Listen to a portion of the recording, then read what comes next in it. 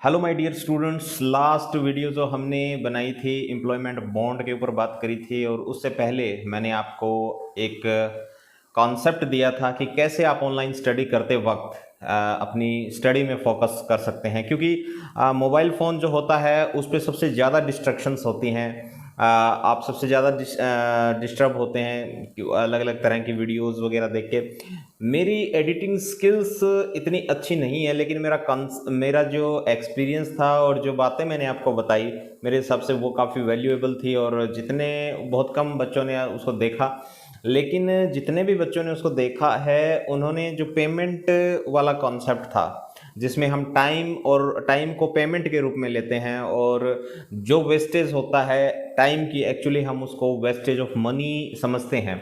तो वो वाला कॉन्सेप्ट है, वो काफ़ी क्लिक किया बच्चों को। और आज की जो मेरी वीडियो है, जिसमें मैंने जिसको टाइटल दिया है सफलता के सूत्र। तो डियर स्टूडेंट्स, आपको पता है हमें एजुकेशन, अपनी जो फॉर्मल एजुकेशन पूरी करने के बाद में हमें कंपटीशन तो फेस करना ही पड़ता है।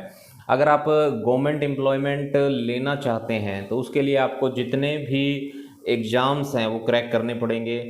और इसमें क्योंकि हमारे देश की आबादी आप जानते ही हैं कि नेचुरली हमारे सामने बहुत सारा कंपटीशन है। हमारे देश को एक यूथ कंट्री कहा जाता है। तो देखिए, अभी उसके ऊपर भी हम बात करेंगे, लेकिन वो तो एक बड़ा कॉन्सेप्ट हो गया, क्योंकि आज हमें फोकस करना है कि हमारे जो स्टूडेंट्स कंपटीशन एग्ज़ाम देने जा रहे हैं वो किस तरह से अपनी स्टडी के ऊपर फोकस करें। तो इसके अंदर जो मेरा पहला कॉन्सेप्ट है वो आता है कि दोस्तों, कभी भी आप एकदम से, जैसे कि आज आपने टाइम टेबल बना लिया और आपने कहा कि आज से मैं 15 घंटे पढ़ना शुरू कर दूंगा, तो ये कभी नहीं हो सकता।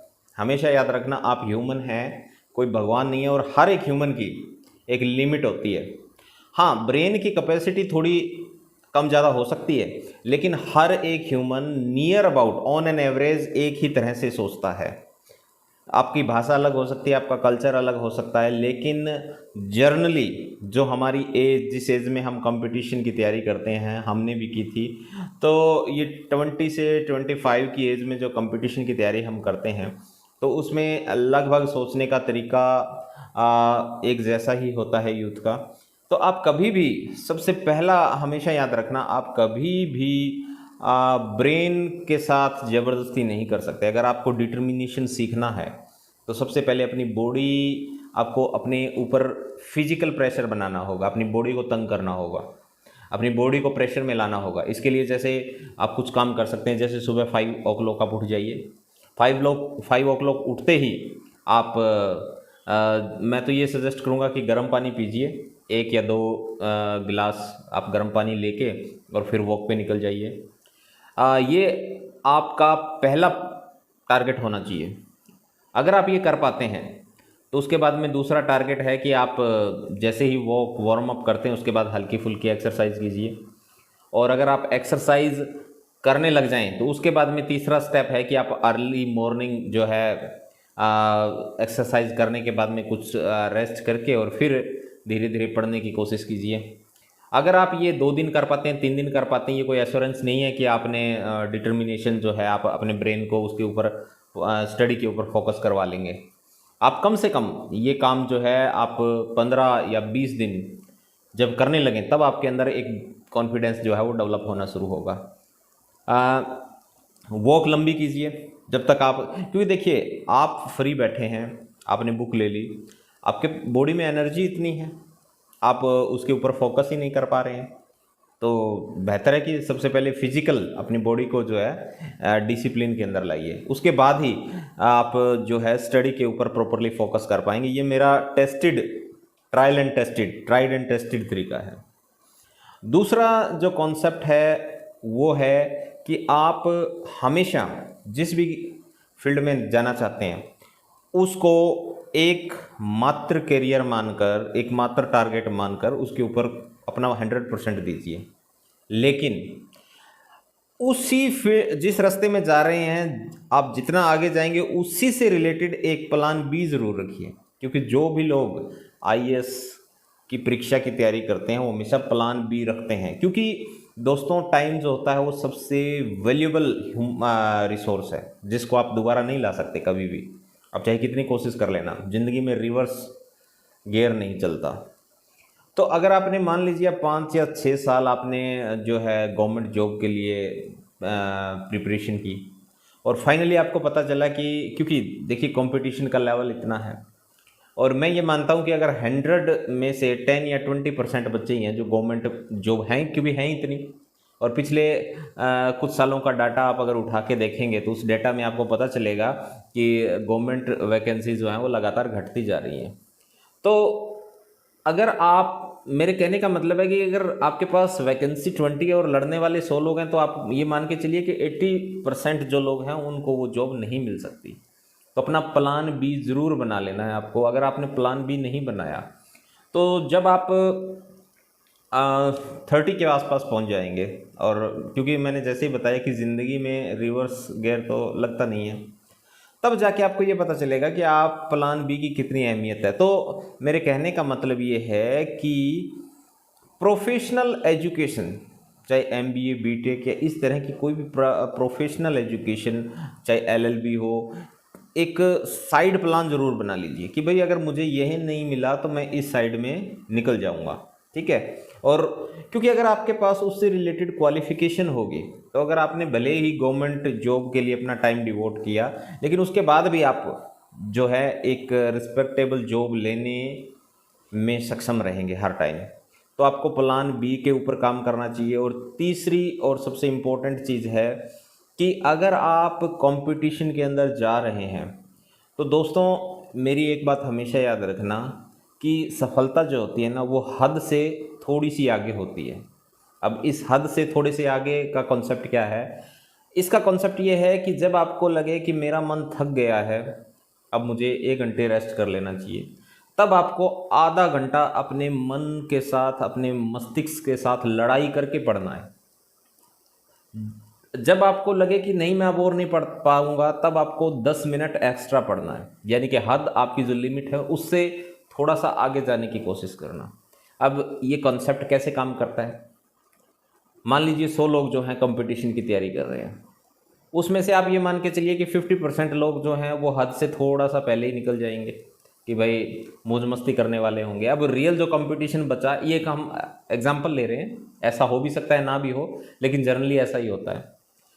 तो ये मानिए कि 50% लोग जो है सीरियसली कंपटीशन नहीं कर रहे हैं। अब बात रहेगी 50% लोगों की। उन 50% में भी लेवल ऑफ डिटर्मिनेशन है वो अलग अलग होगा कि कोई बच्चा जो है वो पढ़ तो रहा है, लेकिन वो कितना सीरियसली पढ़ रहा है, उसकी कॉन्टीन्यूटी कितनी अच्छी है, उसकी जो सीटिंग दे रहा है उसमें जब पढ़ रहा है तो कितना अच्छे से कॉन्सेंट्रेट कर रहा है। तो उसमें भी अगर देखिए बच्चा बुक लेके तो बैठा है, लेकिन उसका ब्रेन उस टाइम वहाँ है या नहीं है, ये बहुत ज़रूरी है। मान लीजिए एक बच्चे ने 4 घंटे पढ़ाई की, लेकिन 4 घंटे में 2 घंटे तो उसका ब्रेन जो है वो कंसंट्रेट ही नहीं कर पाया। 2 घंटे तो वो कोई और प्लान, क्रिकेट के बारे में सोचता रहा, म्यूज़िक के बारे में, फिल्म के बारे में, कॉमेडी के बारे में, कोई ऐसी वीडियो उसने देखी उसके बारे में, किसी यार दोस्त के बारे में, कोई दूसरी टेंशन, किसी और की चिंता लिए बैठा रहा। तो एक्चुअली उसने आउटपुट कितना दिया, उस 4 घंटे में वो कितना पढ़ा, ये मैटर करता है। और ये सब का वेरी करेगा उस 4 घंटे में। अब आप एक 4 घंटे का एग्जांपल ले रहे हैं, 4 घंटे में किसी ने 1 घंटे पढ़ा, किसी ने 2 घंटे पढ़ा, तो 1 घंटे वाला बाहर। किसी ने 2 घंटे पढ़ा तो किसी ने 2 घंटे से ज़्यादा पढ़ा तो 2 घंटे वाला बाहर। यानी कि अब कंपटीशन ये रह जाएगा कि उस 4 आवर्स में से एक्चुअली कितने बच्चे हैं जो आउटपुट मैक्सिमम निकाल के लेके आ रहे हैं। तो ये मानिए कि 25% आपका कंपटीशन वहाँ ख़त्म हो जाता है। अब आपका कंपटीशन बचा 20% बच्चों का। अब 20% मान लीजिए हम ये कहते हैं कि वो बहुत सीरियसली compete कर रहे हैं, तो उनमें भी अब मेरे वाला ये कॉन्सेप्ट काम आता है कि हद से थोड़ा आगे सफलता है। कि बच्चे ने जैसे 2 घंटे पढ़ा और अब उसका ब्रेक लेने का मन हो गया, तो मैं कहता हूँ कि 5 मिनट एक्स्ट्रा और पिछले कॉन्सेप्ट को रिवाइज करने के लिए दे दीजिए। नया मत पढ़िए, लेकिन थोड़ा सा पेन अपने शरीर को दीजिए, अपने मस्तिष्क को दीजिए, अपने ब्रेन को दीजिए, और 10 मिनट थोड़ा एक्स्ट्रा और रिवाइज कर लो। यानी कि जब आपकी लिमिट ख़त्म हो जाए, आपकी एनर्जी जवाब देने लगे, उससे अपने आप को मोटिवेट करने के लिए 5 या 10 मिनट एक्स्ट्रा दीजिए और कॉन्सेप्ट को रिवाइज कर लीजिए। आप धीरे धीरे देखेंगे ये जो चीज़ है, जो आप हद से आगे सफलता वो वाले निकाल के ले जाएंगे जो हद से थोड़ा आगे देने की हैबिट बना लेंगे। इसको मैं एक और तरीके से आपको समझाने की कोशिश करता हूँ। मान लीजिए 60 हम ये देखते हैं कि कोई भी एग्ज़ाम जब क्रैक करते हैं हम, तो उसमें आप देखते हैं कि जनरली 65 to 70% के बीच में हमेशा कट ऑफ रहता है। तो क्यों नहीं ये 80% हो जाता, और क्यों नहीं ये 50% रह जाता?